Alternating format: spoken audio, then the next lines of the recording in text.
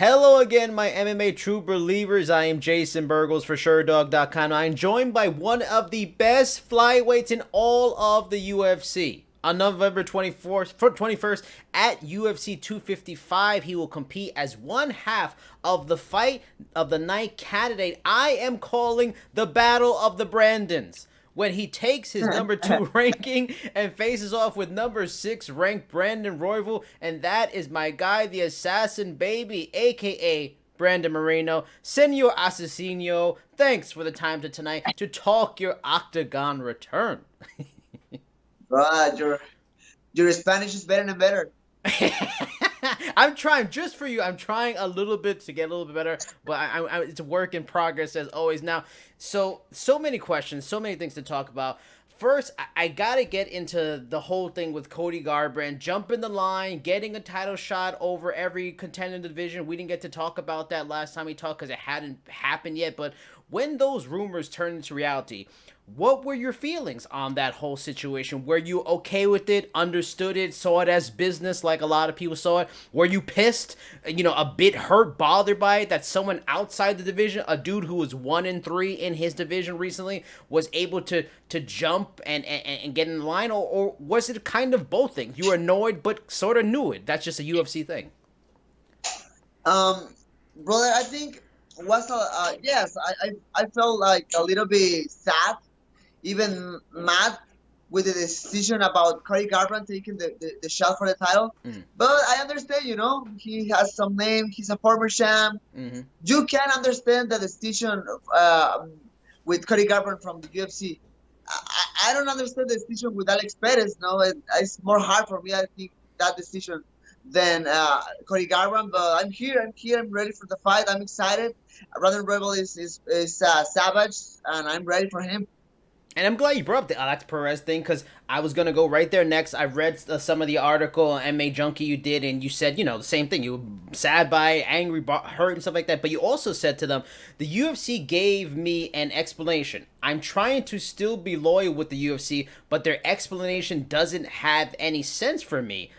Talk to me about that. Like, how did they explain things after saying, because you also mentioned the article, they had told you, yes, if something happens, you're going to be next in line. So, what was their explanation, and why did it really make any sense to you?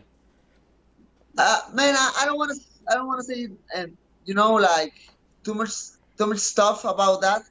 Just the explanations don't make sense in any single way. I mean, they say something like, in the end of the they say Alex Perez deserved more to fight for the title than me. I was disappointed. In this moment I can still understand what happened with the UFC, with his decision, but it is what it is. I'm a little bit angry, and I think that is dangerous for Brandon Royval, because you don't want to see a Brandon Moreno angry. But at the same time, I'm happy. I'm happy because I love to get the fight. So if I want to be the champion, I need to beat everybody in the division, and that is my work for my family, for me even. And what's interesting too is I recently talked to Corey Anderson, and he had left the company. He had his issues with the company recently. We talked about how sometimes the way they look and handle certain fighters at the highest levels, if they are too opinionated, if they're open about, I feel I should make more money, or I feel like I deserve this fight, I deserve a title fight, it seems like unless they're big stars for them and seem to make them money, they seem to treat those fighters that are open about how they feel differently, and maybe sometimes harshly. Like Leon Edwards hasn't gotten a title shot. Aljamain Sterling had to wait a long time to finally get his title shot. Does part of you feel like you don't want to say anything because you feel like if you say anything, even if you are right, even if their explanation didn't make a lot of sense, you feel like they might hold it against you, and because you are so close, you don't want to run the risk of making them angry, which I would understand. Man, definitely. I think sometimes they take the situation very personal. So maybe that's the reason. And for me, never is personal. It's the business. Yeah. It's his company, and always when they have this kind of the decisions, this kind of decision, I'm always saying in my mind is his company, is his business, and nothing is personal. But my work is win the fight and making a statement for everybody there. For Mick Maynard, for Dana White there in the UFC Apex. And after I win the fight, I will say something really nice. Now I can't wait to see what you're gonna say now. But what have you thought of Brandon Royval's run in the UFC? You just mentioned earlier he's a savage. Like, he's become one of the big stories in the entire division. This dude came in unranked from LFA champion. Now he's all the way number 6, getting a shot with you, one of the stars division number 2. Like, and also you guys kind of have like similar styles in a way. You're not mirror images, but there's something similar to both ways the way you fight. There's that aggressiveness. There's a heart, a fighting spirit. What have you thought of him as, in 2020 and how he's done in the UFC? Yes, I think Brandon Royval, in his position, he's very dangerous because he doesn't lose nothing. He has just 2 fights in the UFC. He's the new guy in the company. He's beating Tim Elliott, Kai Kara France in his last fight. Yeah. He's brave, he's aggressive, he has a really good Brazilian Jiu-Jitsu. So I have everything to lose. So I think that's why he's very dangerous. But I'm Mexican and I'm angry and I'm ready for the fight. I think again, if I want to be the champion, I need to beat everybody there. Even Figueiredo, Alex Perez, rematch against Askarov, against Pantoja, all in his correct moment. But I need to beat all these guys. Now, I talked to him yesterday, and I asked him about just his style, his aggressive style. Said, he wants to be more technical in this fight and show his technical skills. And just there's something in him that if a guy hits him, he's like, all right, let's go. And he just gets aggressive. And he loses kind of focus and technical stuff and stuff like that. Going into this fight, like, scouting him, you and your coaches looking at him over his career and stuff like that, when he gets aggressive and it's kind of like this controlled chaos where his strikes are unpredictable and they seem odd at times and stuff like that. However, have you guys seen like any kind of weaknesses? Like, does he leave himself open to certain things? Does he make very big mistakes when he's kind of chaotic in ways that you feel you can take advantage that, like you mentioned, Tim Elliott, Kai Kara couldn't take advantage of? Actually, yes. Yes. I mean, this training camp was all about the game plan. Okay. He's aggressive, he's brave, but I think in that moment he sometimes loses, a little bit of technique. And I mean, I'm aggressive too, I'm brave too, I love the cows in the fight too, but I think I'm more technical than him. I need to show that in the fight.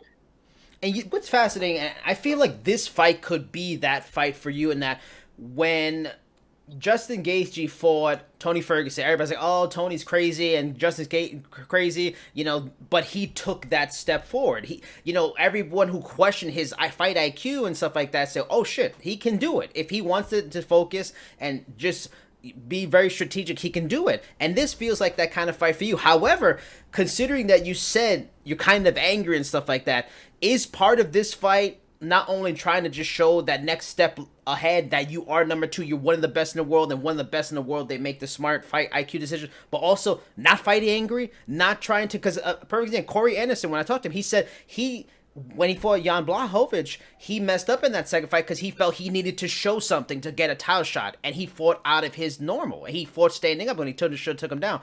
Is part of this fight for you the same thing? Don't take this thing personally. Don't fight angry trying to prove something. Fight smart, take the step forward, and show you've even grown that much more as a fighter? Man, I think that is my secret, When I came again to the UFC, since I go back to the UFC, I'm always angry in my fights. And that works for me, maybe not for Cody Anderson, but for me it's different. I mean, I need to be aggressive. I need to be angry in the fight because I don't know why, but I can be more focused. So works different in the with the fighters. But for me, I need to be angry in the fights, and I'm angry too, and I'm angry right now. I hope you're not angry with me. I didn't do anything. No, I, I love you, brother. No problem. Okay, thank goodness. I was worried. Now, when I talked to Brandon yesterday, he felt that while he called you dangerous, respects what you've done in the sport, done in the UFC, talented fighter, he felt you were not a tough matchup for him. He felt that your style played, as he put it, right into his hands, and he felt that things you do would make help him out in the fight and stuff like that. What are your thoughts on that? Do you feel he is weighing, he's a little bit over his head and he's thinking wrong, he's underestimating you? Or do you feel, okay, maybe there are some things that I can't do with him because they do help him. I got to adjust, but I got to fight a little differently in certain ways. Like you said, game plan has been big in this fight. Do you have special surprises for him and not fight in an aggressive way that helps him because he wants to be aggressive too? I mean, he needs to. I mean, you need to go to the fight thinking you're the best in the fight. I mean, I understand. I understand his mind, his mentality, so his mindset. So I mean, I'll be trying to be the smartest guy in the fight. If you watch my fights, I mean, I'm not the smarter guy in the fights. I understand that. But I think I have more experience. I have more fights in the UFC than Brandon Royval, so I need to take that in my way, and that's it. I think that's it in the fight. At the end of the day, is who wants to fight more, and that's it. The main event of this card, UFC 255, is Alex Perez versus Deiveson Figueiredo for the flyweight title. How do you see that fight playing out, and who do you think is going to walk away with the flyweight title at the end of the night? Man, it's a tough matchup. I think they have like a kind of same style, because Figueiredo is like I don't know, like a wall, Yeah. He's strong. He punches really hard. And Alex Perez, I think too, go forward, go to always forward and try to finish the other guy. So I don't know. I think Figueiredo will win that fight, but maybe Alex Perez can surprise us. If you win, and impressively, and I also asked Brandon this question because this fight really, in a normal circumstances, the winner should probably be the next title contender. Now, to this question, he said yes. Now, if you win impressively, do you feel you should be the automatic #1 contender for the title, or, and jump over Cody Garbrandt? Because he seems like the guy that when he's healthy, they probably still... Do you feel like a win here, you skip him, and you should be next? Man, in this point, I don't believe in nothing.